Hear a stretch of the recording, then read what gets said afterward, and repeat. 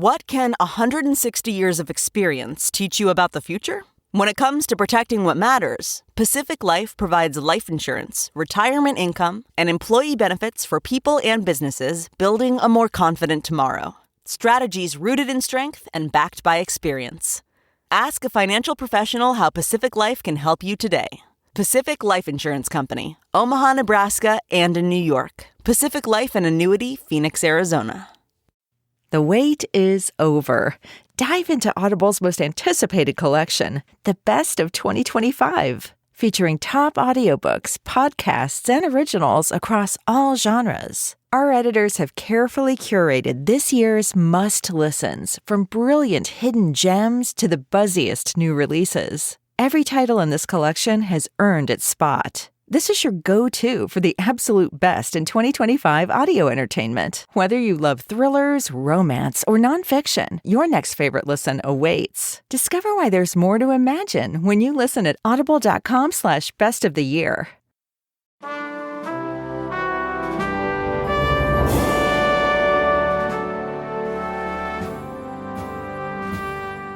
Hi, Leigh. Hello. How are we today? Oh, I am full of the joys of spring. Which is wild for this autumnal day. I was going to say I'm in a very autumnal vibe. It's essentially the weather in Brighton today is just sort of like a low cloud. Like we're within a cloud. Mm-hmm. It kind of hasn't got light. It's a bit chilly.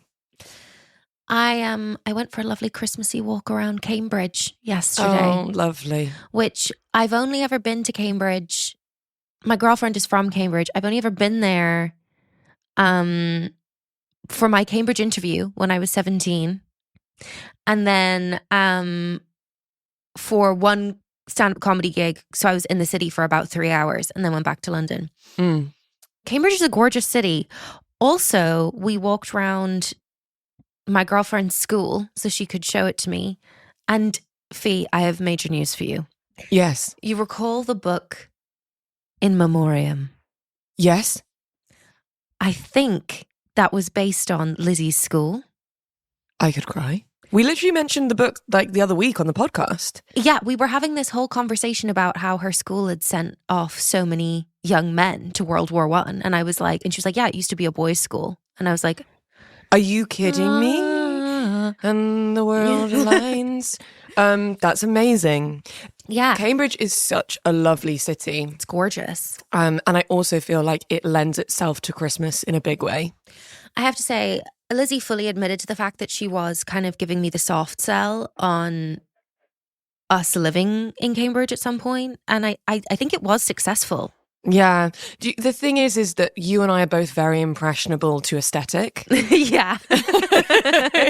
And so I feel like both of our partners know that if they're like, all I got to do is take her to a lovely bookshop, a nice coffee shop, and a walk around. If she's wearing some sort of delightful coat, that will help. Yeah. And we're like, yeah, cool, I'll move here. I'll do anything you want. Two other highlights from Cambridge before we get into this episode of Queer Gals Watch the West Wing. First of all being, we went to Bill's for lunch. So reliable.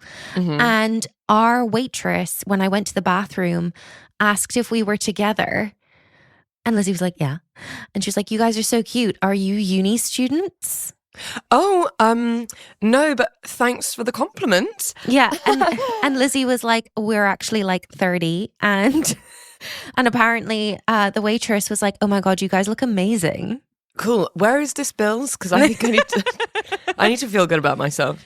And also, I may or may not have gotten you some festive treats, which you can look forward to when I see you in person tomorrow. Oh my God, I'm so excited. Yeah. I'm so excited. I do feel like I'm kind of getting in the festive spirit now. Yeah. I think there's a possibility that in this dark world that we live in, it's perhaps a kind of numbing mechanism that I'm going to use this year. Yeah. Because the news has been bananas, Leigh. I unfortunately, I feel like because I've watched a few particular kind of reels My algorithm has kind of thrown me in a really interesting direction regarding American politics. And so I'm kind of in quite a lot of conspiracy theory. Is this your way of telling me that you've been radicalized online? No, but but it terrifies me. Yeah. Because sometimes you'll watch a couple of videos and you'll be like, but what if there is a conspiracy about Charlie Kirk's widow and JD Vance? Ooh. Ooh. Uncomfortable. And so I've chosen today is a news-free day, and I'm just going to lean fully in to 2002.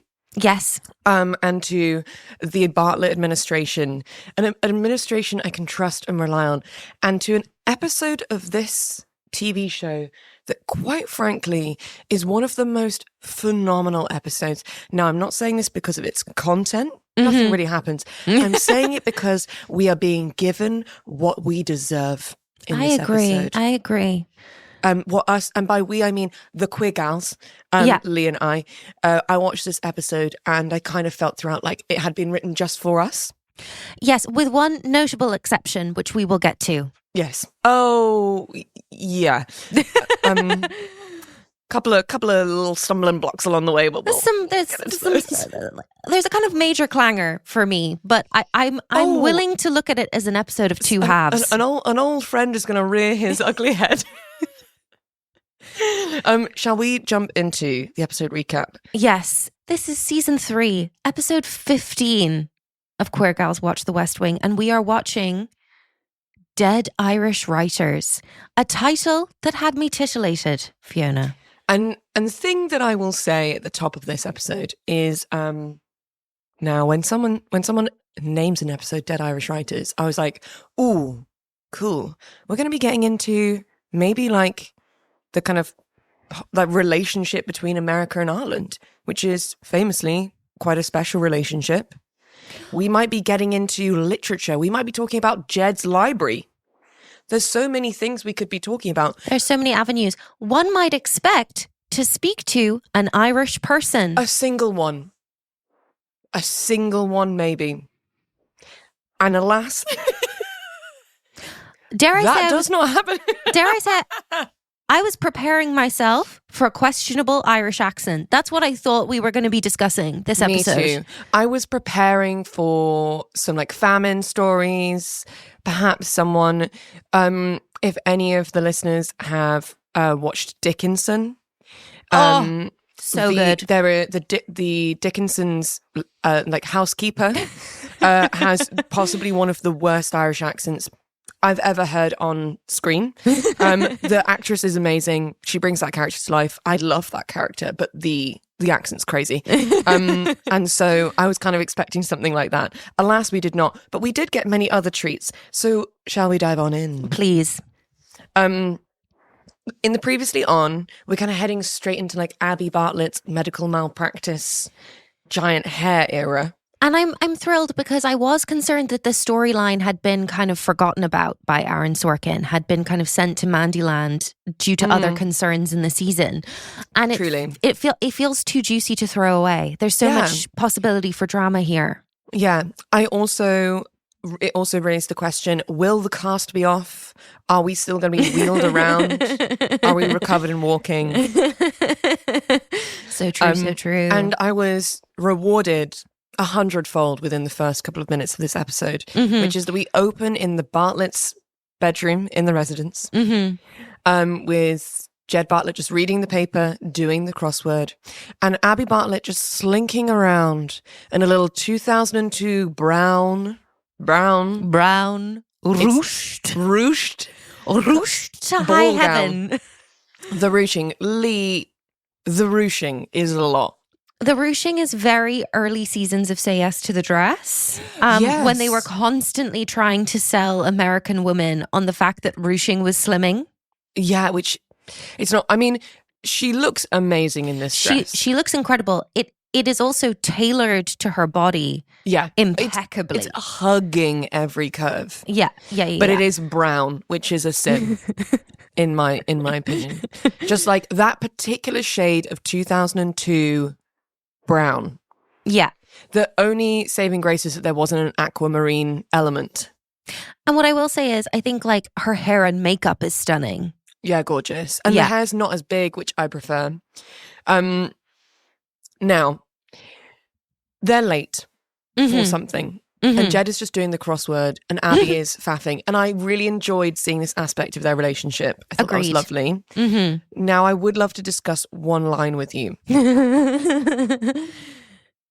Boo-boo, I gave up on getting you out the door in the late 70s. I'd like to discuss boo-boo, now, if possible. What was kind of comedy gold for me is that when I was watching this episode, your notes were already in the shared doc. And just as I read you saying, discuss boo-boo, if you will, Lizzie, who was sat next to me at the time, was saying, boo-boo, can we discuss boo-boo? I think it's now, do I like the idea of Abbey and Jed having pet names? Yes, I do. I didn't see boo-boo for them. I didn't see boo-boo. I love it. I feel it's kind of camp and fun. Yes, because in a way they kind of are an old gay couple. Also, I will say this is one of Stockard Channing's most drag queen episodes of The West Wing thus far, which I say is a huge compliment. Every line delivery that she gives us in this episode is laced in queer performance for me. Yeah, truly. It's like an Oscar Wilde play. Yes. I think maybe it's because they're like old school trained actors treading the boards, darling. And I feel like there's something about when the two of them are in a scene together that it does go it's very a play. Yes. You're right. Yes. And there's that element to it, and there's that kind of like finesse that you would do for the stage. And I am obsessed with it. And I love it when they're like, the dialogue in the scene is just so delightful. A particular highlight for me was just Abbey Bartlet multiple times saying, "Oh, shut up." Yeah, very like an old like black and white movie star. Yeah. Oh, shut up, Jed. Actually, I literally made the note that I love them and they are very 1950s screwball comedy together. And therefore, in my mind, their courtship was kind of like a Katharine Hepburn rom-com. Yes, because both of them have an element of Hepburn about them. Yes. And that's the greatest compliment I could ever give. And also, I must say, we see a patented Martin Sheen jacket put on, which I love. I love his system for how he gets his jacket on. And by God, does the man look good in a suit? God, he's a handsome man. He's a very attractive man. But to Abigail's party, speaking of plays, now, Leigh, I must do a little sidebar about just a single line in this episode because, you know, this is my kind of specialist subject. As they're walking down to the party, Jed says this line, "I'm like Gatsby without the problems." And I'd just love to expand on that. Now, I'm really glad that there are Americans that know The Great Gatsby is not just about like some fun rich people having parties. I couldn't agree more. I'm thrilled because I do worry that there's misinformation spread about that great American novel. With reference to the White House Halloween party this year, tone deaf, some might say, was that choice there. It was very let them eat cake. Yeah. I will also say I would challenge whether anyone who attended that party had actually read The Great Gatsby. And not just watched the Baz Luhrmann film. Yes. Not even the Robert Redford one. Yeah, so I'm thrilled that Jed is like, I'm going to make a Gatsby joke and it's actually going to be literal, like from a literary perspective. It's actually going to be based in the text. Yeah. Stunning. It's what F. Scott would have wanted. There's a crazy section where he just starts talking about all the food that he's chosen and all of it sounds horrible. For dessert, we're having kumquat in a bowl. What? Okay, cool. What I will say, what was absolute comedy gold was him repeating, which is very me planning a party for anyone. Him saying, it's going to be relaxed. It's going to be relaxed. Cue trumpets. Yeah. And like an actual fanfare for their entrance. I put in the shared doc, which is a question that I knew the answer to already, which was, Leigh, would you want someone to put this much effort into your birthday party, i.e. throwing you a ball? Yes, absolutely. I would thrive. I would show up in a boa and do a tap dance. Unfortunately, I do now have a partner who hates people. So this would be her personal hell, and therefore it will never happen. The nice thing is I feel like Lizzie would plan it and be like, I'm so sorry I won't be attending. So like, true. So true. See you to the door and be like, my love, have the best time. I will be in a different room in this house. I will be curled up with Emily Dickinson and the cats. Yeah. Have the most amazing time, and I'll see you later. So do we feel that we're fully back in the relationship between Abbey and Jed post re-election announcement? It seems debacle? Like we've missed a step. I feel like some processing has happened, and now we're just like playing nice. And I just don't think that we will. Maybe later on, as we get onto the like campaign trail, maybe there'll be some like tension. But yeah, it does just feel like we've kind of moved on. I'm so glad that you referenced Mrs. B. I really needed to discuss Mrs. B with you from Josh Lyman. On seeing the First Lady on her birthday, at her birthday kind of ball, and being like, Mrs. B,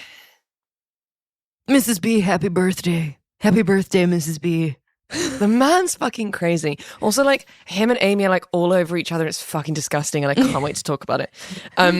It's just so schoolboy from him. He loves playing up to his like rakish schoolboy image. Although we have recently come under fire for being anti-Josh Lyman. Oh no! It's the thing is, it's with love. It is with love. The thing is like Josh is like, you know, I collect damaged men. You know this. I sort of have a kind of collection of I was going to say boys. They're all fully grown men. I'd say all of them are in their 30s actually, who sort of periodically come to my house, tell me all their problems. I make them a hot meal, kind of give them advice that they then may or may not follow. And therefore I love Josh Lyman because I'm like, I would collect you. You would join my group of sad boys. I love Josh Lyman. What I think is important to do is to be the friend to him that takes the piss out of him. Yes. Because when you have a really capable, smart, high-flying friend, they've got to have someone who brings them back to their roots. You've got to have someone who says, "Way," when they trip over at the pub. Because otherwise, who will keep them down and keep them honest? You know? So true. And so I think, to our dear listeners, I'd say that that's what Leigh and I, we're just being gal pals. Yeah. I very much see myself as a Josh Lyman gal pal. And I think he needs a lesbian in his life, really. Yeah. Yeah. So this is not an anti-Josh Lyman podcast. And that is the last that will be said on the subject. I do also love from the First Lady, Amy, a friend. As if she's like, you're my one ally at this massive party thrown in my honor. Which is insane. And we will get to that later because I have so many confused thoughts about this. I also feel like the fact that Amy and Josh are there together and like kind of like snuggling into each other, that we're a fish together. Yes, I think we've made it official. I think we would say girlfriend, boyfriend now. Yeah, which is kind of crazy because we sort of left it with, I might, like someone's just proposed to me and you're kind of gaslighting me. But that's fun. I love that Abby's like, Amy, great to see you. Josh, great to see you. Where's Donna? I'm screaming. She knows exactly what she's doing. And this is why Abbey is a girl's girl for all of the girls. Yeah. She's an ally to both women in the situation. Yeah, truly. Jump scare, Lord Marbury. Truly a jump scare. And he has a new lease on life, I feel. He's feeling even more emboldened.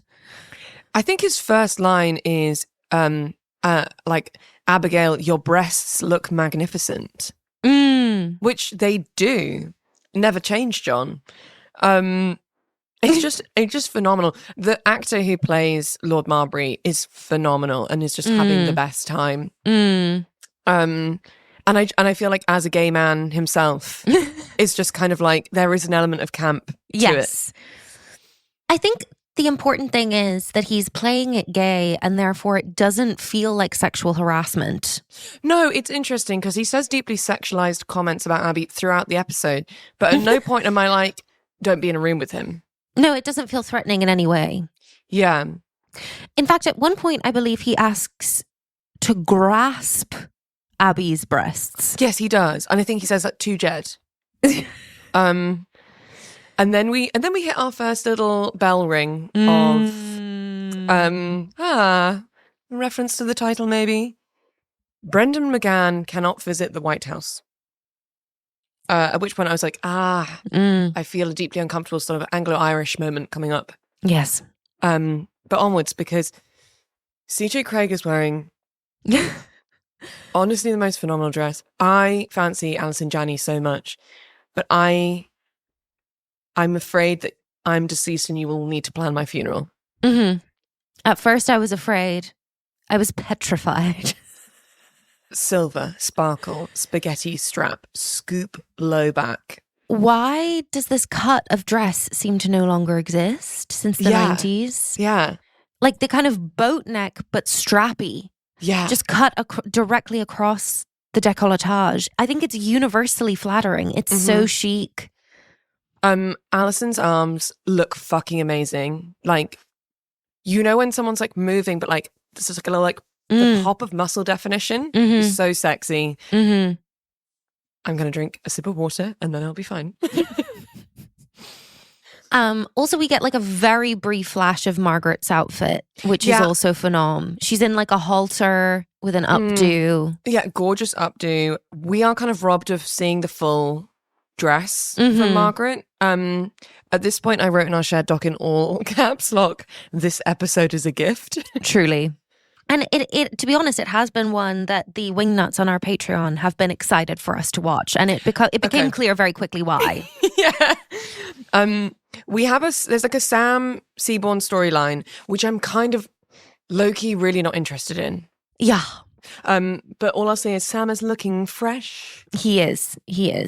As CJ says, I'll say this about you. You can wear a tuxedo. I know. I know you know. Very hot from both of them. Yeah. I feel like everyone's like, God, we look fucking good. And I love that energy. You know, when you're like going to a party with a group of mates and you're like, we all look fucking amazing. Yeah. And everyone's like a little bit like hot for each other, but in a very platonic way. Yeah, it's beautiful. I also wrote at this point, God, I need to start listening to what's happening and not just looking at all of their clothes. This is also when we have the reveal of the low back of CJ's dress as she walks away from Sam. And it's like not even the main focus of the shot, but it was all that I saw. There was an editor's choice to linger on that shot, and I would like to say thank you for that. So there were two bits of information. One is that there's someone called Jack Enlow who has beef with Sam, and everyone's like, don't start beef with him. And Sam's like, I'm not an instigator. And then the information is that Abby's kind of having... Is it her medical malpractice like board hearing? Yeah. The medical board hearing she's got. It's pretty much split 50-50 and there's one person who's kind of their swing voter who they thought was going to come down on Abby's side and basically he's going to recuse himself. Because of a personal relationship. So that's the beef there. But to Josh and Donna. Now, Donna is in a lovely cut of gown. It's very classic. Now, I'd love to talk about the shade of this dress. Now, again, very early 2000s. It's like a red, but it has an iridescent kind of sheen to it that has a purple when it catches the light. That material was really popular. In fact, I think that was the color of the bridesmaids' dresses at my auntie's wedding. Not this color. It was a purple, but it had a similar iridescent quality. So I remember her wedding was this year, 2002. And I remember them being like, oh, isn't it gorgeous the way that the color changes in the light? And it's like, yeah. It's giving lava lamp a little bit, truly, you know? Truly. I do feel that it's a very classic cut of gown. I feel it's too old for her, the cut of gown. And I do feel she's been done slightly dirty in comparison to, we're just kind of allowing Margaret and CJ at this point to be bombshells. I think the thing is that like CJ's giving body. Yeah. And Margaret's like this halter, showing a bit of back, gorge, and like really fancy updo. Whereas Donna's like in a dress, but like her hair is kind of how it normally is. As it is day to day. She looks lovely. Yeah. But I did just, you know, when you're like, and I don't know if it's like a personal styling choice, but in my head, I'm like, that's not Donna's dress. Yes, agreed. Because we've seen her in knockout kind of slinky gowns before. I wonder if it's either something she's hired or she's borrowed from one of the girls at the house show. I don't think it's like she's gone out and been like, I want to wear that dress. Yeah. I think she's been like, oh my God, I've never been to an event like this. Help. Yeah. I see that. So we have a nonsense B plot with Donna. Yeah. Which is about her. She can't get into the party because there's like a security check being run on her. which is very funny. But the whole exchange between her and Josh about this, I'm just like, please get Donna a queer friend for the love of God, for her to talk through this with, because we're in a really weird stage with the Josh thing. Yeah. And you know when you're like, God, I'd love to sit down with Amy and have a glass of wine and see how she feels about it. Yeah. Maybe more on that later. We're going to jump back into Sam's storyline very briefly. The only reason why I actually want to talk for any length of time about this storyline is because one of my favorite actors is going to turn up. Lovely Joe from Princess Diaries. My favorite man from Princess Diaries. I screamed when he came onto the screen. Also known as the concierge from Pretty Woman. Just at all times, the greatest ally a woman has in a rom-com. Truly. And also like Princess Diaries was like this, like the same year as this. So he's like fresh off the set working with Anne Hathaway. Into this role as Dr. Milgate, who used to be one of Sam's professors. I do just love watching Sam be kind of intellectually beaten up by his professor who does not respect him and thinks he was bad at physics. And thinks he was bad at physics and is like, your job's not that impressive. Like, I don't know what to say. Like, you want me to praise you? Like, you're fine. Good for you. I hate physics. I think physics is really boring. I understand that physics is important and we need it, etc., etc. I just was never good at it and I didn't understand it. I also did briefly date a physicist, and when I say he was in love with himself over the fact that he was a physicist, it was just he thought he was God's gift, and it's like it should give you less joy that you have a job that most people don't understand. We get it. Gravity, protons, neutrons, electrons, all that shit. No disrespect to any the scientific community. Listeners. Please don't stop your work. It's kind of integral to us continuing the human race. We appreciate your service. It's just that some scientists have an ego that is insufferable. Not all scientists. Not all scientists. Dr. Milgate wants a super collider. Yes. I say we all want a lot of things, Dr. Milgate. Agreed. Back to the party. Charlie also looks incredible. Charlie looks phenom. And I asked the question, surely we'll see Zoe tonight. It's her mother's birthday party. Surely we'll see any of the Bartlett daughters. And the answer to that was no. I will say, I really want to go to a party in the 90s with this kind of music. I would love to go to a party with like a band, but not like a band that's doing like covers of The Killers. Yes. Like a brass band. Yeah. I want to kind of do a little waltz. I want to be spun, Leigh. I want someone to spin me. I want to go to a party where people are dancing in hold. Yeah, I want to be dipped. Yeah. You know, it's not too much to ask in this modern day. And I feel like it happened so much more in the 90s, like My Best Friend's Wedding. Yeah. God, to be like one of those event bands and then just the work to just dry up. Yeah. Leo is kind of handling the medical malpractice board hearing thing. And I feel like he's gonna have to go and tell Abbey she's not a doctor anymore on her birthday, which feels not great. It feels deeply eek. We'll come back to that. I would like to just briefly discuss Amy's black and white gown.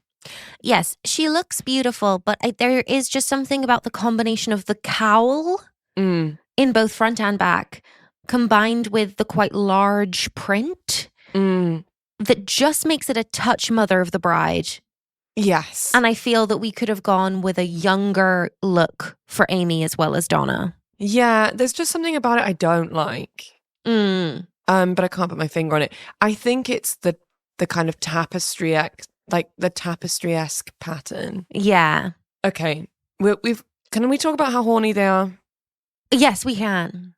You've pulled an excellent quote. Let me tell you why this is a dangerous area. I can't make decisions based on the fact that I like your smooth skin. I hate that. That's actually makes me feel physically sick. It does trigger the gag reflex a little bit. I hate how horny they are with each other. And I proffer now that they're that couple. You know when like your friend starts dating someone and suddenly like every time you're just like round at someone's house or like you go to the pub, they're just like kind of all over each other. Like Amy, and I really like Amy, but she strikes me as a lap sitter. Am I wrong? No. She'll be sitting on a lap. She'll be sitting on Josh's lap at their table when there's no need to be. Yeah, I was watching an episode of The Bachelorette once as a teenager, and it was like the hometown visits episode, and this girl was just sitting on the guy's lap in front of her parents, and like, call me a repressed Irish Catholic, but I was like, you're sitting on his lap in the presence of your parents. It's just a very bold choice, I think. Yeah. Then the scene got really interesting. It out of nowhere, it became like really fucking interesting. Yeah. So they're talking a little bit about the reason why he can't make decisions because of her smooth skin is she's saying basically they're not hiring enough women on the campaign team. Amazing bit of insight from her. And he's talking about two people they're interviewing, and she's like, I was just thinking that Mark and Robbie are funny names for women. She's very smart and witty. And then basically Josh was like, he set a boundary. When he said, let me tell you why this is a dangerous area. I can't make decisions based on the fact that I like your smooth skin. And then Amy was like, basically like acknowledged his boundary. And then kind of Josh freaked out a bit that like that had happened. Yeah. And that they'd kind of had an adult and healthy setting of boundaries. And then they both just started talking about Donna. Yeah. Yeah. It's tough. You and I have both had the experience of being in relationships with people in our industry. And it is a classic of the genre, I feel, this conversation, when you're dating someone in your field, in that it gets messy in but a matter of moments. Yeah. It also feels very, you know that Scarlett Johansson movie with your man from Girls? Marriage Story. That classic fight that they have where she says, you want to give me a note, don't you? Oh my God. It's very that, I feel. Yeah. It's tough. I'm really interested to see where they go with their relationship because they're so well matched, Amy and Josh, and it makes so much sense for them to be together. But I just wonder if the fact that they are trying to achieve the same thing but very different routes, maybe just it isn't going to work. It's really interesting. And actually, that in itself is a phenomenal storyline to give Josh. Yes, it's a fascinating storyline because ultimately, like, a huge part of Amy's job is being a lobbyist for women's issues. Yeah. And there's a really interesting ethical line there for Josh in his job of to what extent can he listen to his girlfriend influencing him when a part of her job ultimately is being a lobbyist, regardless of the fact that it's for women's rights? Yeah. There's a fascinating line to tread there, for sure. And in a sense, oddly, it feels like they need Donna in their relationship to be like a neutralizing force in a bizarre way. It's just the kind of like distraction technique, isn't it? Of just being like, oh, but what about Donna? Wait, where's Donna? Do we need to, can I, it just immediately takes you off your topic that you're talking about. There's also a sense in which Donna is currently, which is a deeply toxic dynamic for Donna. Donna is currently acting as a sanity check for Josh on whether he's being unduly influenced by Amy's views. Yeah, that's fascinating. I'm excited to see where this goes. And I also love that we're not making the issue actually, as the episode unfolds, we're not making the issue be between the two women in the situation. No. There's no cattiness portrayed, which is really nice to see, because I think it would have been really easy to write it that way. Absolutely. Whereas you kind of get the sense that Amy is in fact pro Donna. Yeah, agreed.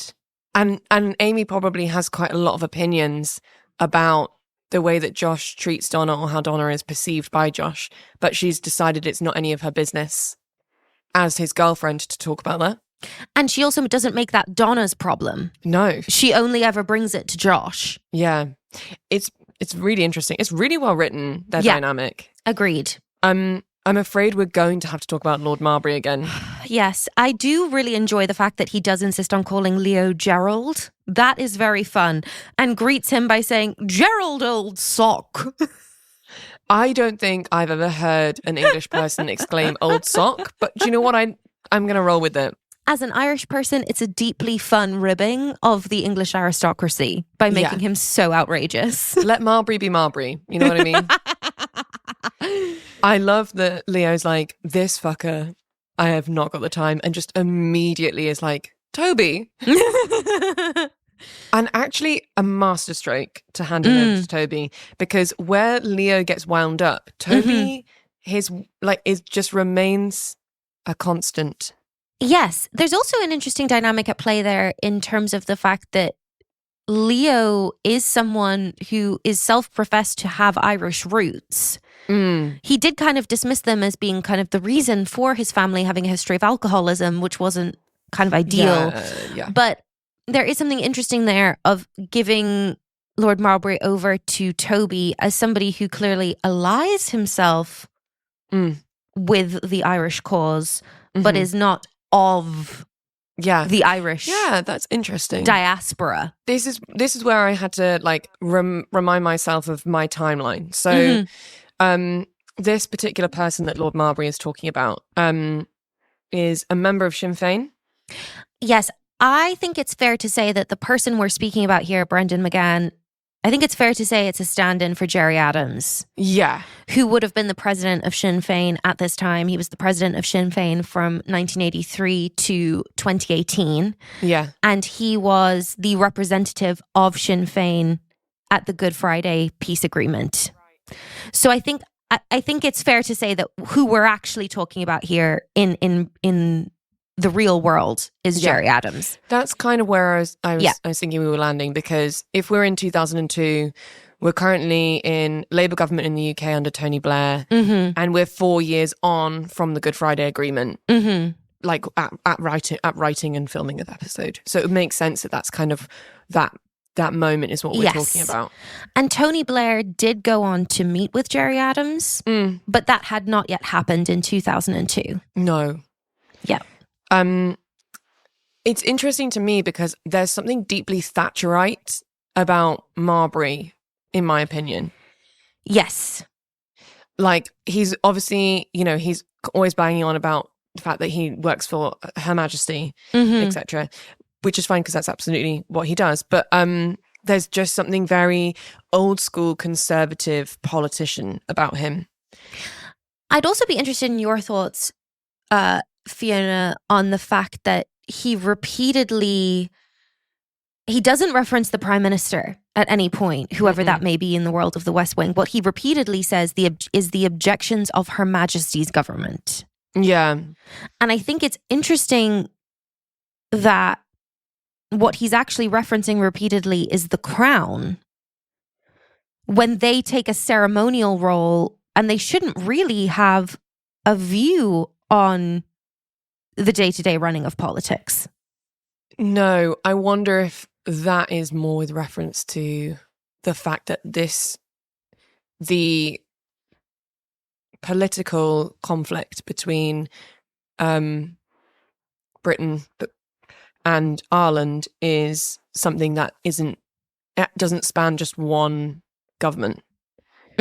Historical hundreds and hundreds of years.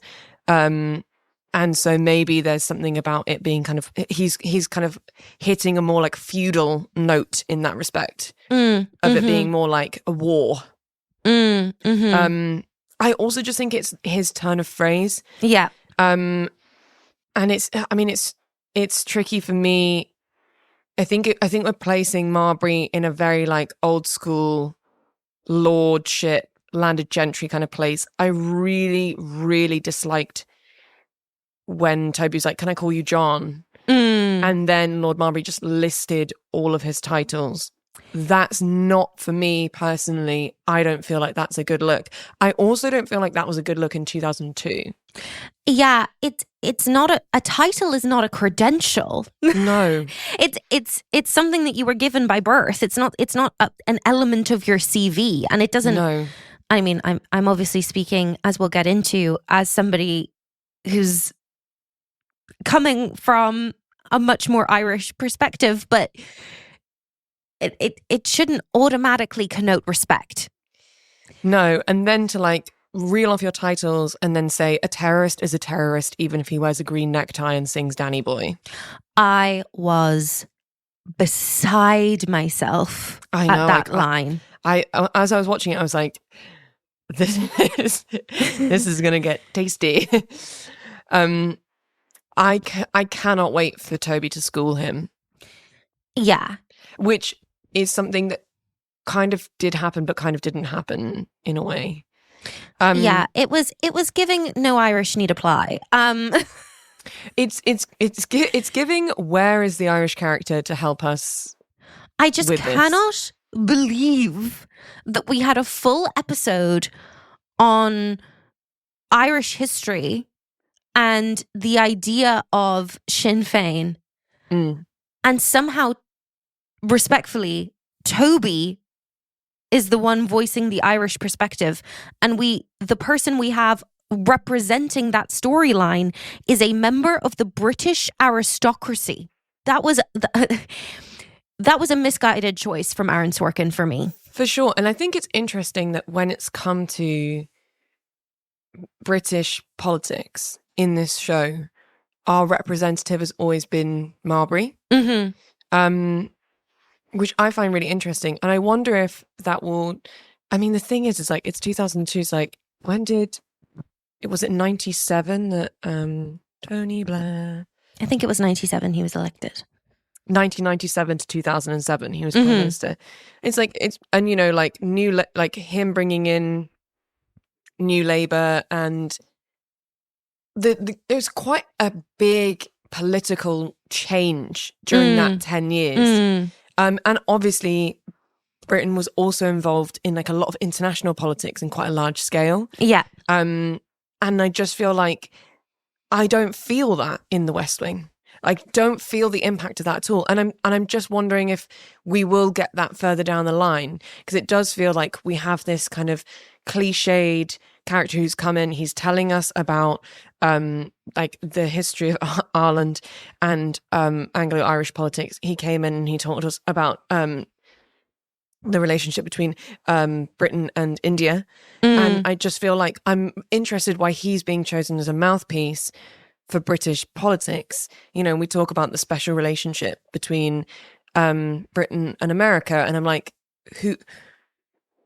surely it's not just the Marburys of the world that are going over there and speaking on our behalf.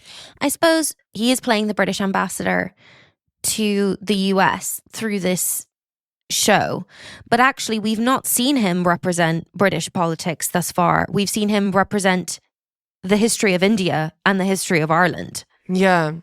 Which is a tough pill. But shall we move to the deeply sad Donna Moss? Yes. Just sitting in the dark in Josh's office, just watching the coverage of the party on the news. It's incredibly sad, and it's also a low blow in the midst of Josh and Amy's love fest. Yeah. He arrives and brings her a whiskey, which I do respect, and then just a pocket full of olives in a napkin, which is entirely correct from Josh Lyman. And like just that's something that like my partner would do, I think. Of just like, I bought you a snack, and me being really excited and him being like, it's some like slightly dry olives in a damp napkin. Yeah, if you're going to bring me snacks from the party, bring me the good snacks. Have the kitchen send something. You are the deputy chief of staff. Yeah. So then the nonsense storyline kind of expands. And I was like, this is going to be so interesting, because they were like, oh, it's to do with the fact that you might not be an American citizen. Wild. And at this point I wrote, are we going to have like a mad adoption storyline for Donna, and that she's not going to know she's adopted? So this is where I got very excited, because I was like, oh my God, was Donna adopted from an Irish mother and baby home, and we're tying it all together with Irish history. Which would be amazing. I would be obsessed. Unfortunately, I think in retrospect, I don't know that history had fully kind of come to light of Irish babies being sold to America in 2002. No. I'm not quite sure when that was kind of unearthed fully. We're very much in a pre-Philomena, the film era, I think. Leo is going to try and break the news about this swing voter recusing himself to Abbey Bartlet on her birthday. I would like to say she looks like she's on the brink of a breakdown.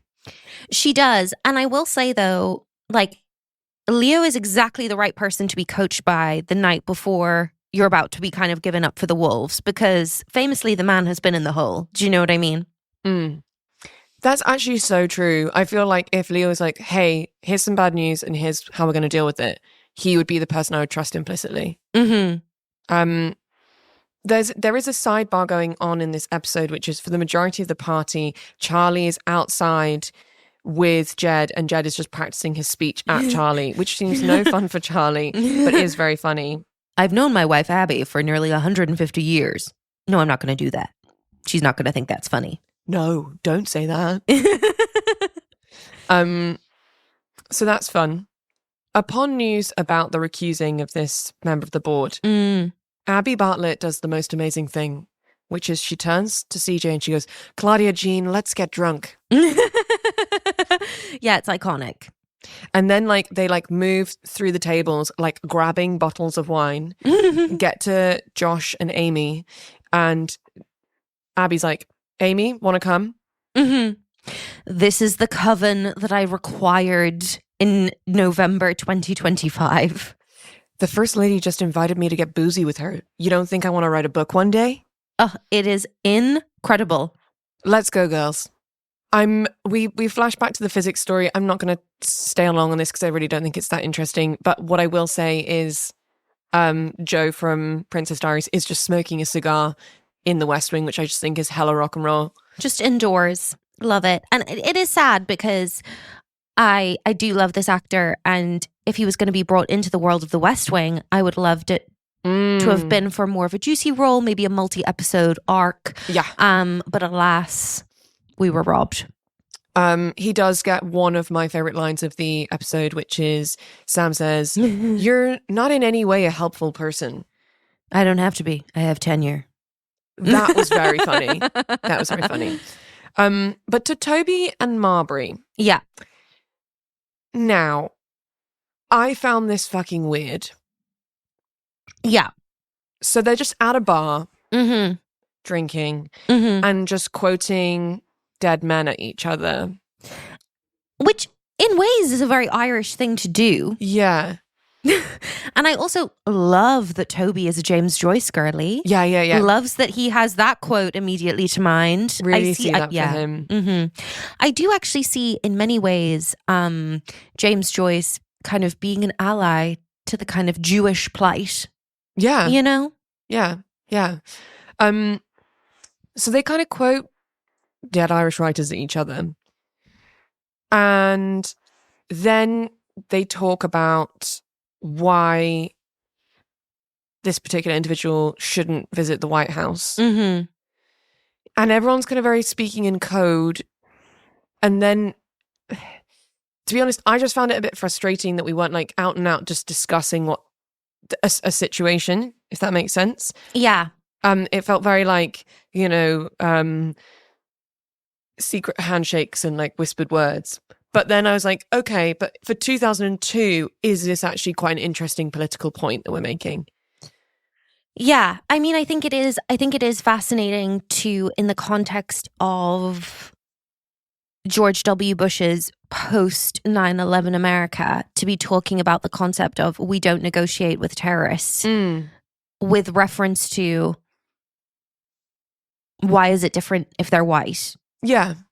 And we've heard that line in this show before, which is, you know, we don't negotiate with terrorists. So I think in that respect, it is very politically interesting. I just wish there'd been more context. And I just wish that I'd understood, not I had understood, but like the viewer was given more information to understand what they're actually talking about, because it is a huge piece of history that, as you say, has been going on for hundreds of years. And I think for it to be distilled into two quite short conversations.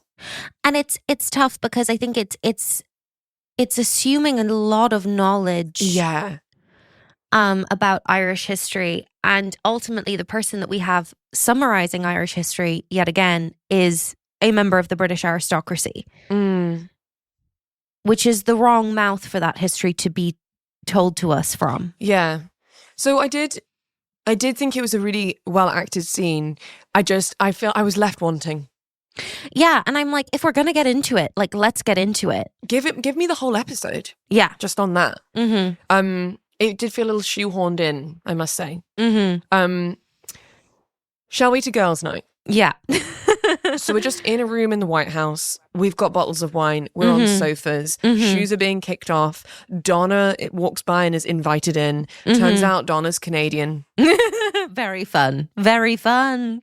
Yeah. I also just love Abbey drunk calling all of the men jackasses. That was very fun for me. Yeah. Also, it's such a classic moment when the wine gets corked and someone just immediately goes, let's decant it. Yeah, and the kind of ongoing physical comedy of CJ trying to open a bottle of wine with like an unbelievably elaborate corkscrew, which was really fun. And it was like, you know, girls just like pouring a glass of wine, and then we like jump cut to just them being completely trashed. Yeah, this feels like a fan fiction scene that I wrote in ways, exactly you know. Does. And I would just love to briefly give voice to one of the exchangers, because this is the most convincing Bechdel passing conversation I feel that we've had. And it does feel interesting. Would you like to be CJ or Abbey? I'll let you be CJ. I think you've got CJ. Okay. Are you the first lady right now? Well, sometimes you like to talk, and I think that's great, but sometimes you're Abbey and sometimes you're my boss, and I respect both very much, but... I'm Abbey. Yes, I agree with her. They take this job away from me, I've got nothing. I don't have a cat. I could get one, but I don't have one. Frankly, I'm not wild about cats. I don't hate them, I'm just not... I could learn to like them, I'm just... CJ. You've got a husband and children and a home and a life. Yeah. CJ going on a tangent about cats was not what I imagined. But what I would love, Leigh, you went to a sleepover, I think, and you told me about this story, something maybe when you were like 13, 14. And one of the girls was like, let's go around the circle and tell each other what we really think of each other. That was a sleepover that I hosted. that went disastrously wrong and ended in my mother having to chase one of them down the street to bring her back. Exactly. But doesn't this conversation that the four of them are having feel a little bit like that? Like Abby being like, I think you guys should just like tell me what you really think of me. Yeah. And then she gets really upset about it. Yeah. But also there's definitely an element here that what we're actually talking about is, to quote Carrie Bradshaw, the war between the marrieds and the singles. Yeah. And again, specifically with reference to an episode about Ireland. Yeah. That also was a crazy use of Irish politics in that episode. It went unbelievable. I think it was a kind of amazing for like a slightly drunk Donna, who's like, it's kind of crazy that she's there at all to go, oh, Mrs. Bartlett, for crying out loud, you were also a doctor when your husband said, give me the drugs and don't tell anybody. And you said, okay. Yeah, that was crazy. But also the truth. Yeah. You know, Abby's like, you know, who am I if I'm not a doctor? And it's who I am and it's what defines me. And I, you know, yeah, well, you did the wrong thing. Yeah, you did something kind of crazy, Abby. Maybe you shouldn't be a doctor until you've worked out why you did that. Yeah. My final thing that I'll say on this, because we've been banging on about this episode for far too long already, is Abby has friends. Yeah. But she's chosen these three women for no clear reason to hang out with on her birthday. And obviously that's because it's a TV show. We'll move on. Yeah. I really feel for Charlie in this episode. He hasn't been able to enjoy the party. And the pull quote I will take from another of his scenes with Jed is just, I'm not sure, sir. Kind of sounds like a story about how cool you are. And then Jed just kind of goes, it is. We wrap up the story with Lord Marbury by basically agreeing that we're not going to invite Brendan to the White House. And so yeah, we're just gonna talk about Sinn Féin, but not meet Brendan. Yeah. But Toby did smoke a cigar and it did look really cool. I'm also like, where is the Irish ambassador in this? Truly. Why have we not had this conversation with the Irish ambassador? Yeah. We wrap up Sam's storyline. The men talked about science.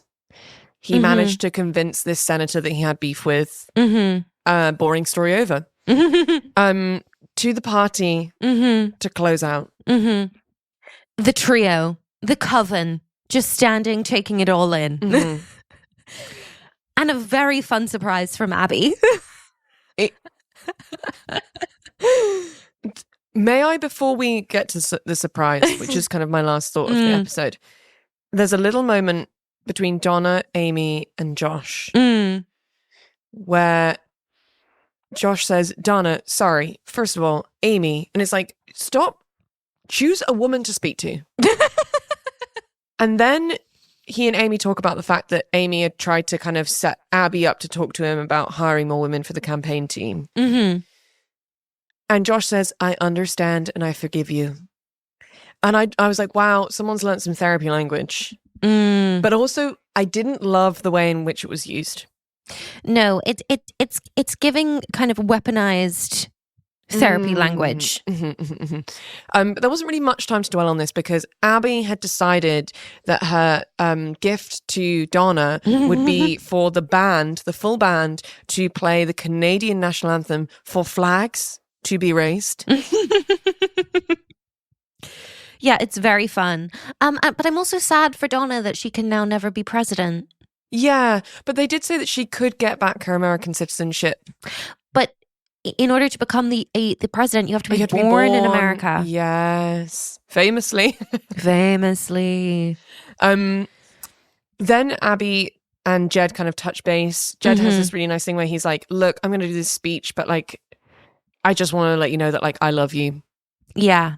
And that's just between us. And then I'm just going to do a speech. Yeah, it's which beautiful. Is really sweet. And we see this moment of Abby basically saying she's going to give up her medical license for the length of time that they're in office. And it's a really beautiful scene for them as a couple and a really mutually respectful conversation where I think Jed ends up deeply moved that Abbey is making a sacrifice that he never would have asked her to make. Yeah. Yeah. And then Lord Marbury asks if he can grasp Her breasts. And that's the end of the episode. And it's fucking nuts. What a romp of an ep. What a romp. Shall we go to our quick fires, Leigh? Please. Best fashion. Undisputably CJ. Agreed. From head to foot. She's worn many beautiful gowns in this show. This is the best one. This is the best one. By a country mile. Unbelievable. The dress of my dreams, one for myself, but mainly just for Alice and Janney to wear. Yeah. Amazing. What could a British or Irish politician never get away with? I mean, no one should ever get away with anything that Lord Marbury said in this episode. For sure. I would say, the quoting of the titles for me as like a kind of like street rep moment. Like, do you know who I am? And then quoting all of the titles that you were given. Gross. Queerest moment that never intended to be queer. Just the way the gals were kind of draped across sofas. Yes, to be honest, it was very Gatsby. Yeah. It was very like Daisy Buchanan, like lounging on a sofa. Best writerly moment. I'm gonna have to give it to Aaron for kind of just understanding women more than he ever has in this episode, with the whole kind of conversation around identity and career versus family, and how your identity as a wife versus your identity as a professional, or your identity as a girlfriend versus your identity as a professional. Yeah. It was kind of the most convincing he's ever been in that sense. Well, for it's me. because he's a great rom-com writer, so he understands that kind of tension. My punt for best writing moment, if I had to boil it down to one, is the tenure joke. You're not in any way a helpful person. I don't have to be. I have tenure. It's very fun. I just think as like a very short quippy moment from a character we didn't hear a lot of, I was like, wow, that's just going to sit in my brain forever. Yeah. Now, man, I feel like a man. Everything Lord John Marbury said. I'd say all of the breast comments probably going to go in that section. Yeah. For me, there was an amazing moment where Sam was kind of having some terse words with this senator that he's got beef with. And he just, as like they finish their conversation, Sam goes, "Go dance with your wife." And I just thought that was amazing. Go dance with your wife.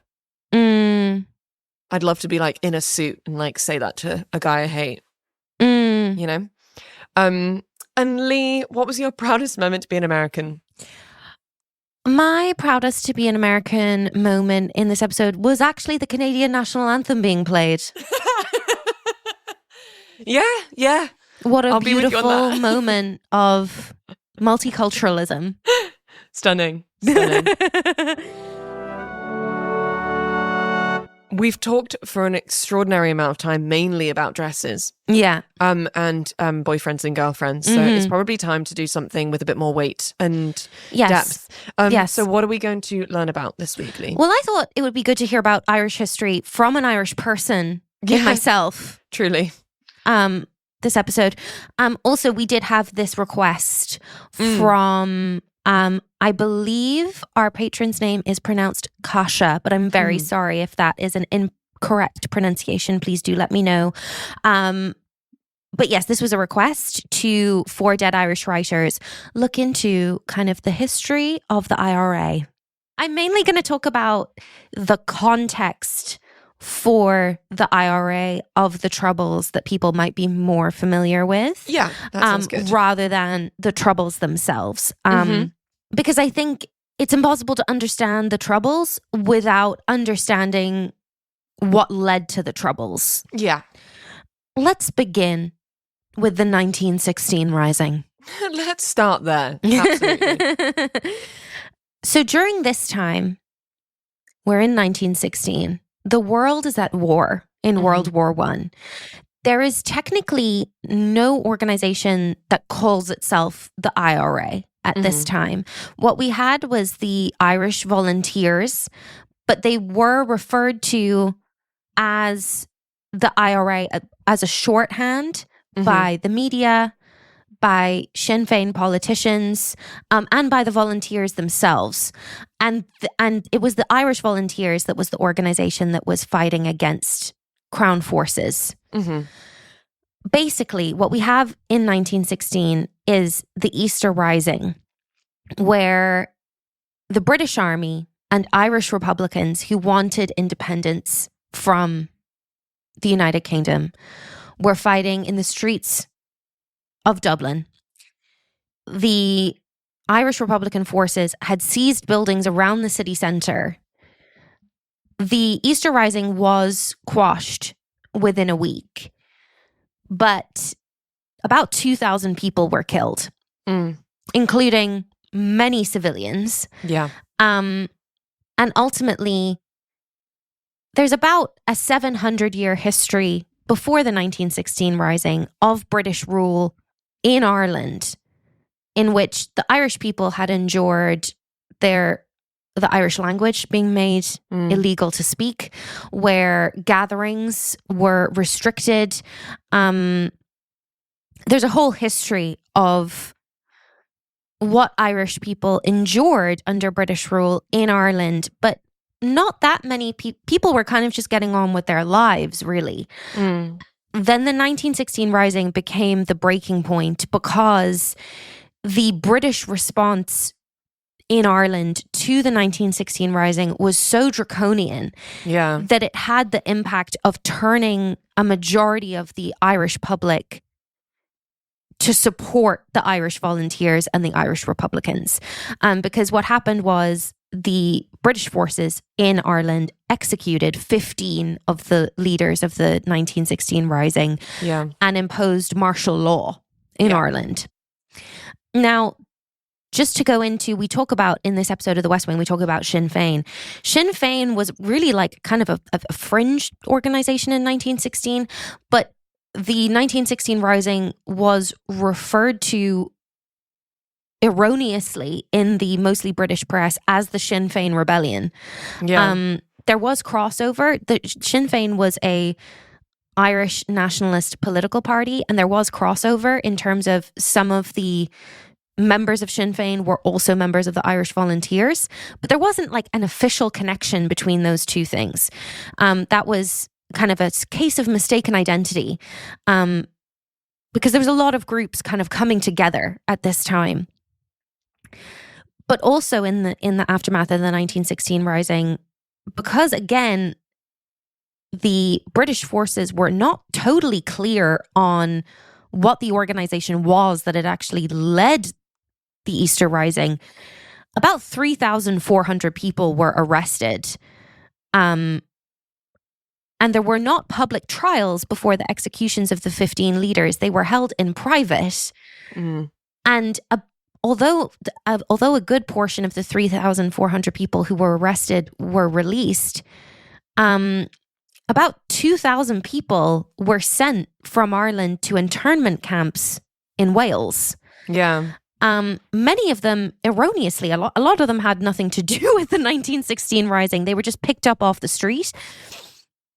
And then these Welsh prison camps basically became known as the University of the Rebellion. And that is when some people who weren't even involved in the Easter Rising were sent to these prison camps, and they basically like received an education from some of the more educated people who were there. And I think this is covered really beautifully I would really recommend, if anyone is interested in this subject, to watch the Ken Loach film, The Wind That Shakes the Barley, because it really covers this whole history. And it is one of the most historically accurate kind of movies out there. And I think it really gives you a sense of the human history of Ireland politically since kind of the 1916 era. But the way that Sinn Féin kind of gets connected politically fully to the Irish Volunteers is that in the 1917 election, the father of one of the executed leaders of the Easter Rising, ran to be a MP at the time in Ireland, and he ran on the Sinn Féin ticket and was elected. And so that's where we really have Sinn Féin and the Irish Volunteers coming together to support the nationalist cause. But the IRA at this point, as I will refer to it, because it kind of led into what then became known as the IRA, it was really like a decentralized mass movement, in that it was mostly working and lower middle class Catholic men who supported independence, and they elected their own officers. And then organizationally, a company of the IRA would typically just be like the men of a particular village or a particular city neighborhood. And then those companies would come together to form battalions, and those battalions would form brigades, which would often be like actually quite a large geographical area of a particular county. But by 1919, so we're a couple of years out from the Easter Rising, we have Michael Collins, played famously in the film Michael Collins by Liam Neeson. He is the head of, by this point, the IRA has gotten much more kind of organized in Ireland 3 years on, and he is the head of IRA intelligence. And he sets up a specialized unit called the Squad to kill British intelligence agents. Yeah.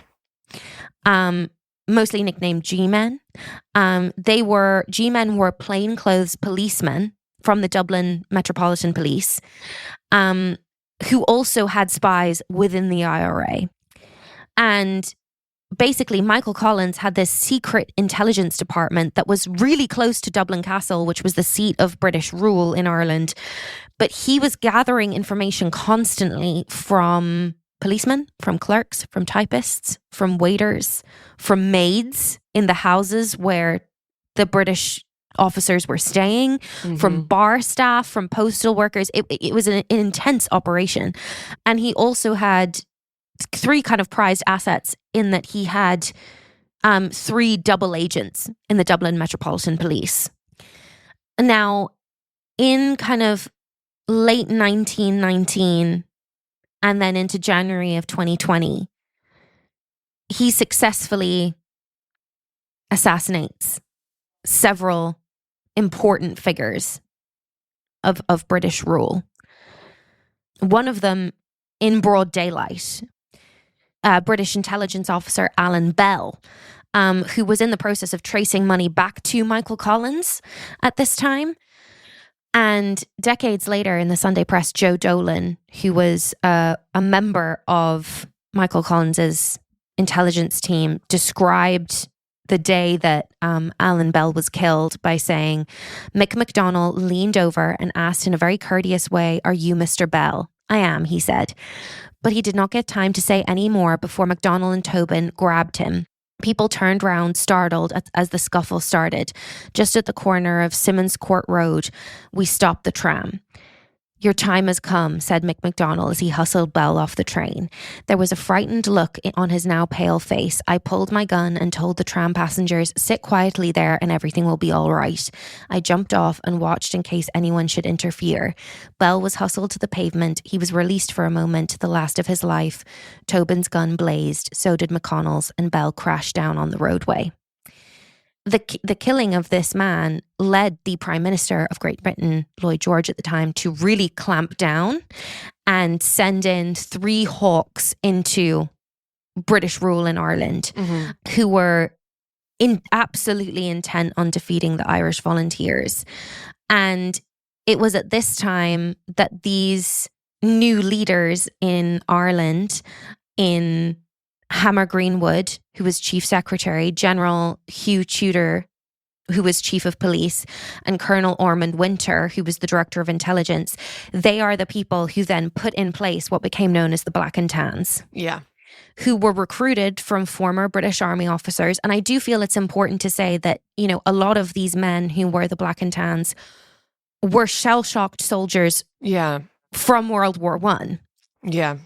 So we can see how a lot of what was happening was we were putting these traumatized English and British soldiers on the streets of Ireland into the midst of guerrilla warfare when they were already traumatized men. Yeah. But basically, the idea with the Black and Tans was they were officially known as the auxiliaries, but the idea was that they were kind of the new sheriffs in town who were going to clean up Dublin.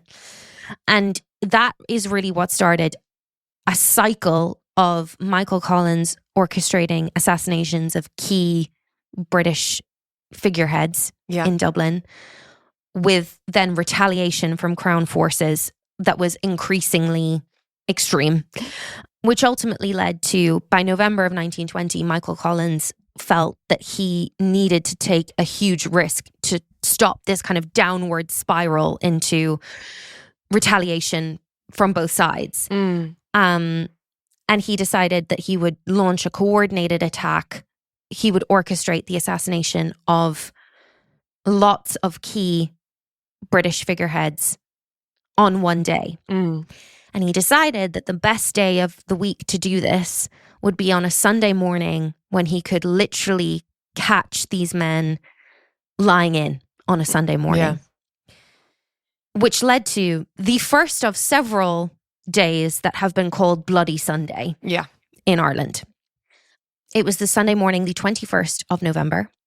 And they decided that it would be a particularly good day to have this attack because there was a Gaelic football match happening in Croke Park, and therefore Dublin would be in a kind of festive mood and it would kind of lower the enemy's guard.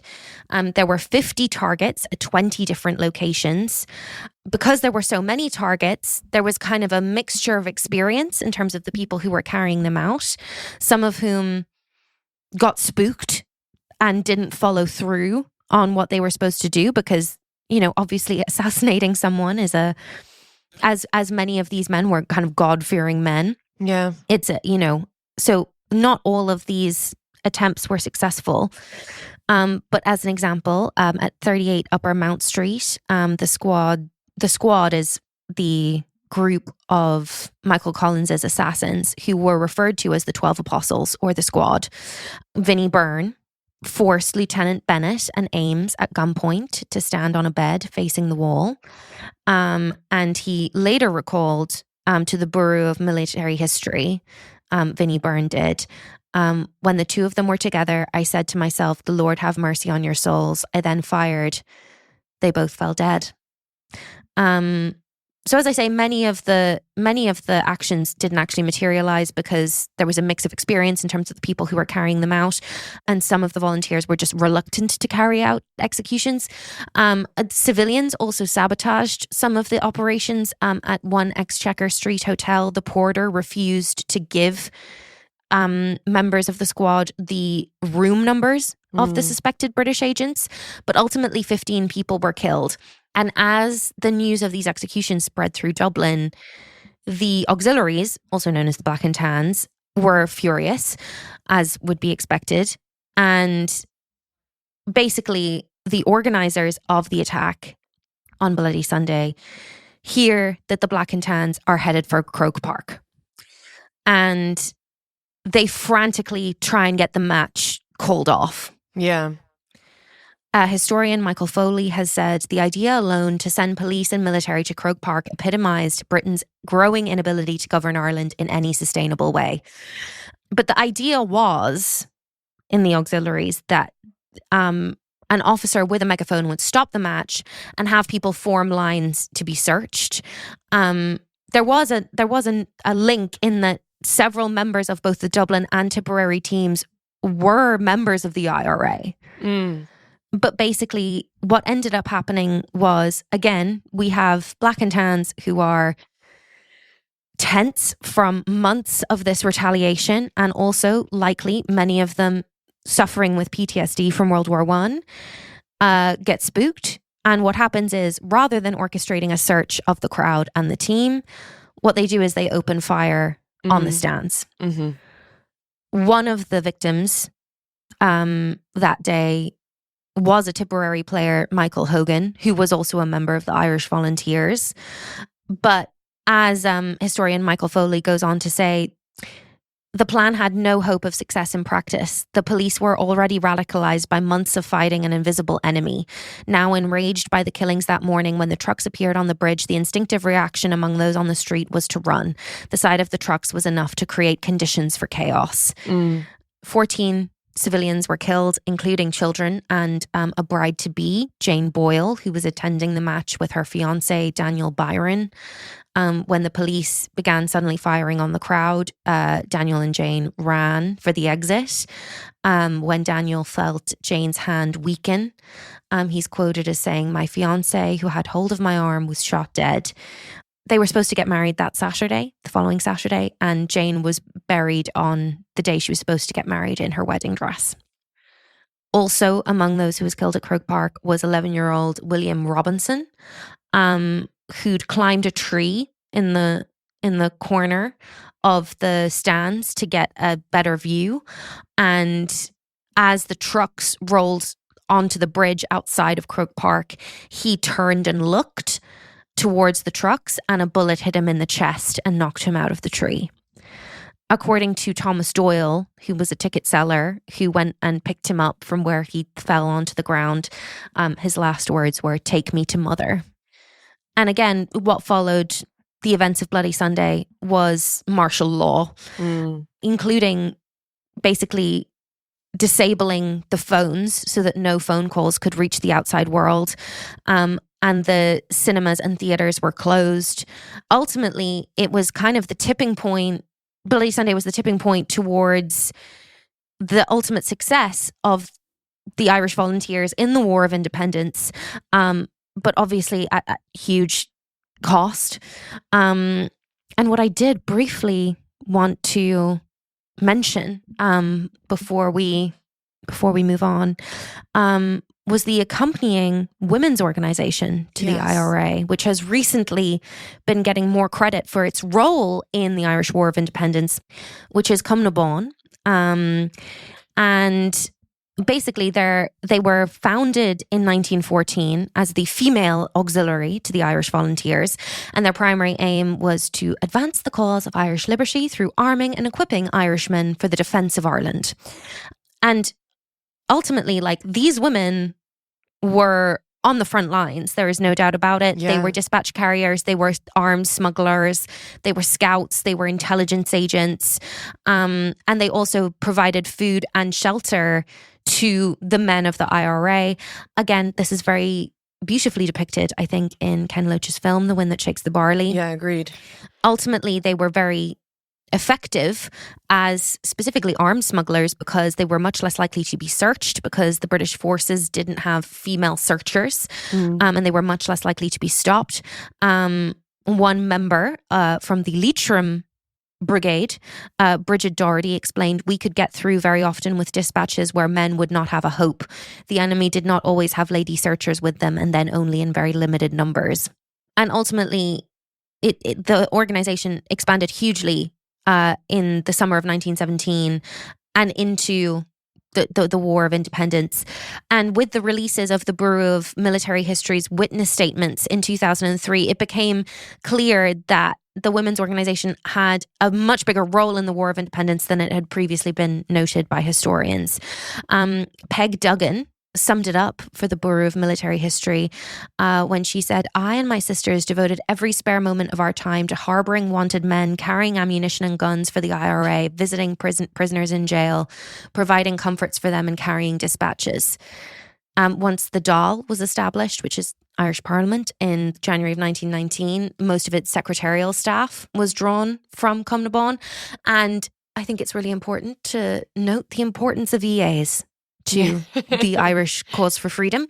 They also established what I think is very applicable to 2025, in that they established a boycott of English men.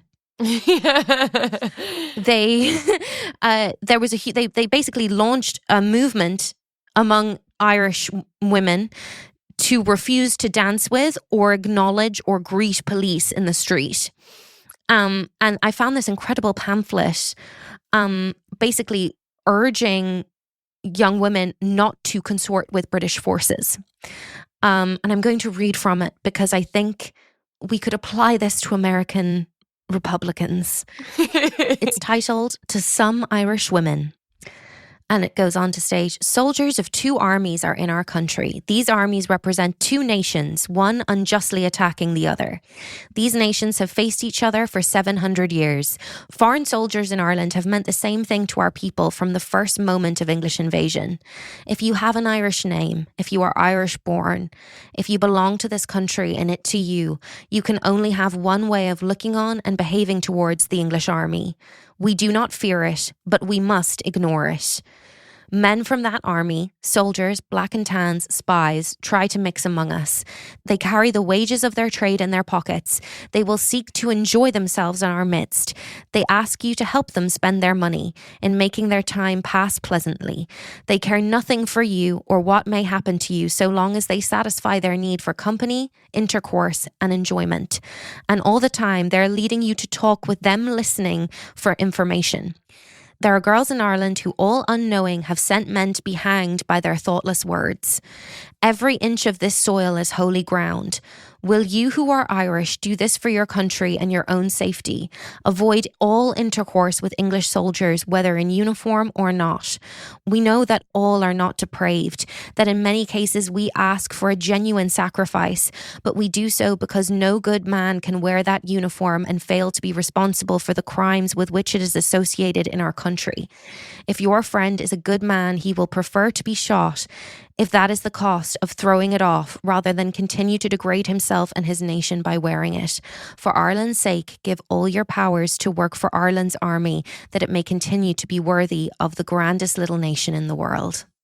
As that pamphlet illustrates, Cumnabon was also very important for disseminating propaganda materials, which was a very dangerous activity. Yeah. And it was a huge part of their role to basically keep up the morale of the civilian population and to have it be clearly understood that Ireland was behind the Irish volunteers, both within Ireland, but also representing that internationally. Senior members of Cumnabon travelled to the US and across Europe to represent these issues. But ultimately, if we come back to the main issue that we're discussing, what led to the Troubles is that Michael Collins, the head of IRA intelligence that we discussed earlier, was ultimately sent to negotiate a treaty for Ireland's independence. And that treaty led to independence for 26 counties of Ireland rather than all 32. The IRA that existed in the War of Independence didn't survive ultimately the Anglo-Irish treaty that Michael Collins came back to Ireland with.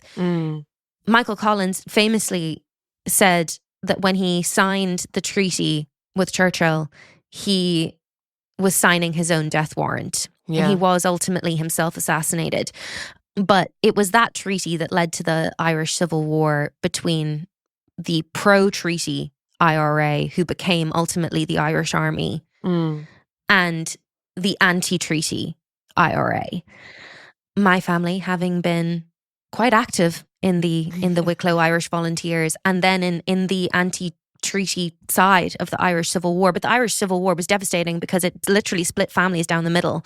Michael Collins, in many ways, was totally the wrong man to have been sent to negotiate that treaty. Eamon de Valera, who was the much more political side of the Irish Volunteers, would have been much better equipped to be a part of that negotiation.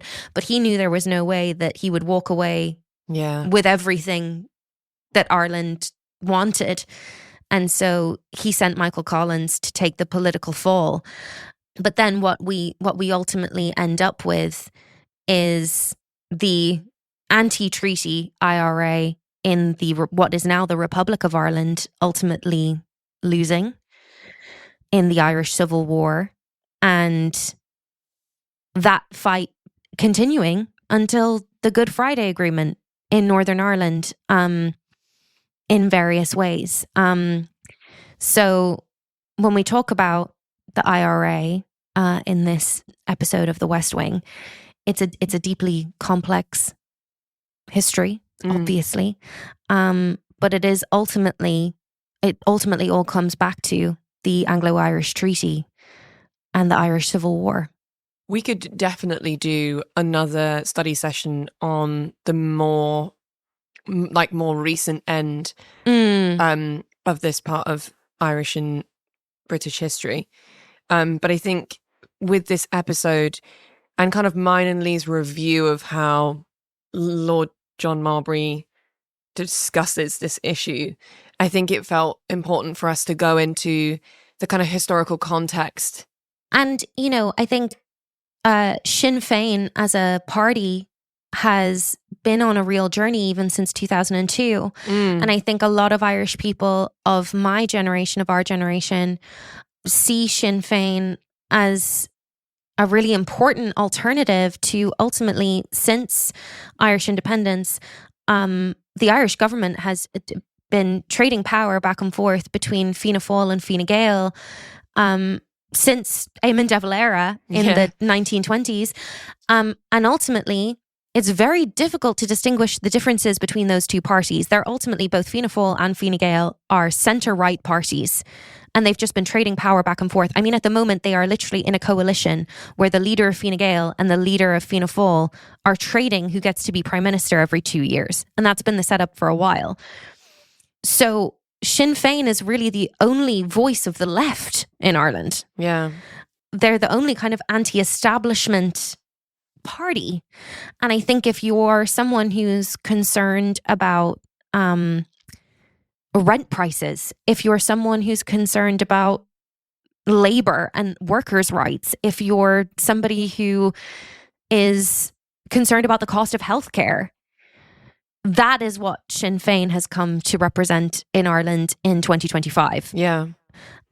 Because, our generation ultimately didn't live through the Troubles. And so the association between Sinn Féin and the IRA is not part of our living memory. Obviously, it's something that we inherit, but I think there's a huge generational divide between how our generation and Gen Z and Gen Alpha below us view Sinn Féin and our parents. There's just a seismic generational difference in how it's viewed.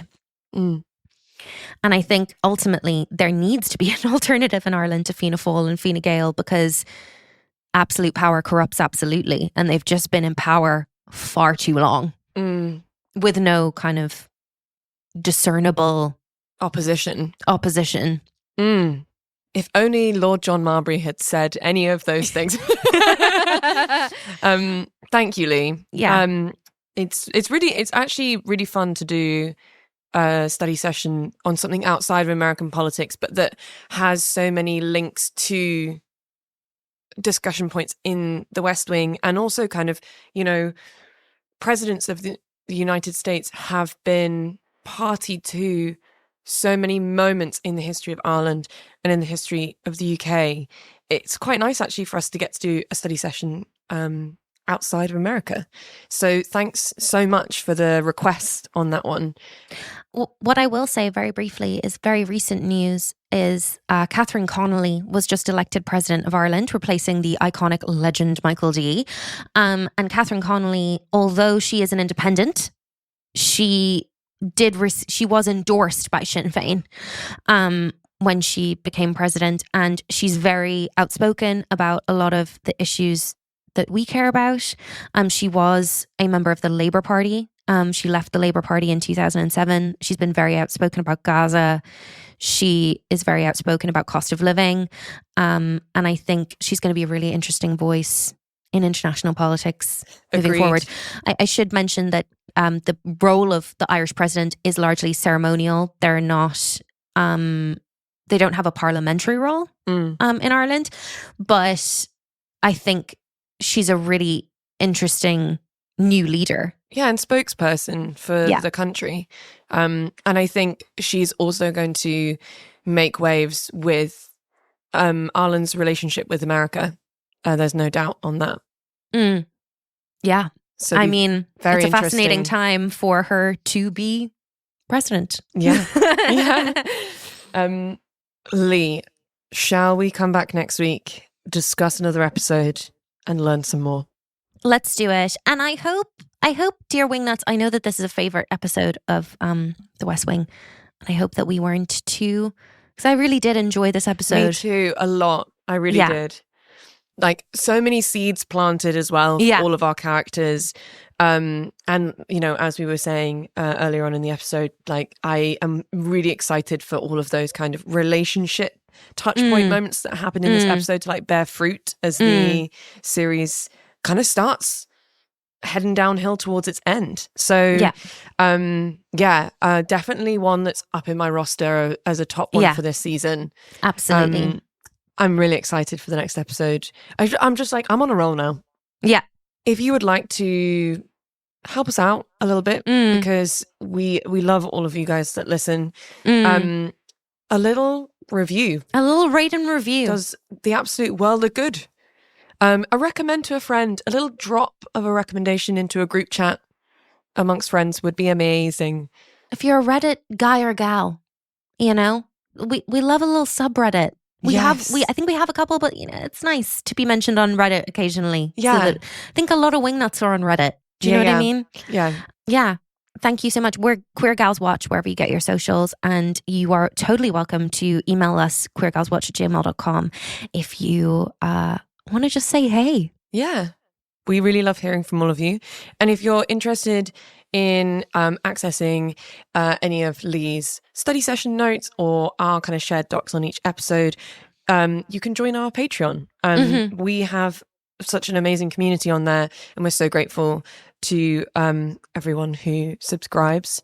And it's just a really fun way for Wingnuts to get together and generally kind of have a little bit of chat, a little bit of community. Yeah. And we're in season 3 of 7. So we have a ways to go, and we would love to do season 4. So everyone who subscribes to our Patreon helps us get there. Yeah. See you next time, Fi. I'll see you next time. Have a glorious weekend. You too.